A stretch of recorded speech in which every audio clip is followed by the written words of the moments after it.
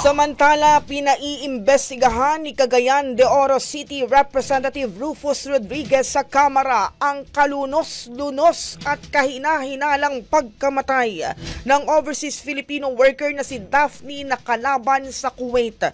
Batay sa House Resolution 2151, nais si Rodriguez na masilip ang tunay na nangyari kay nakalaban na 5 taon nang nagtatrabaho sa Kuwait. Nauna rito napaulat na natagpuan ang kanyang mga labi sa bakura ng bahay ng kanyang amo noong nakaraang buwan.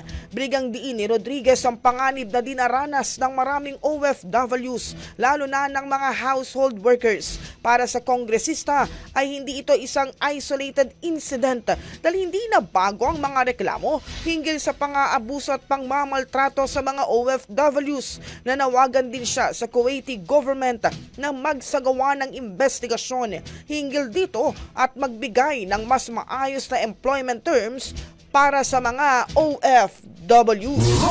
Ang bahaging ito ay hatid sa atin ng Standout ES4 Capsule. Simulang tuparin ang pangarap ng iyong anak. And stunting now!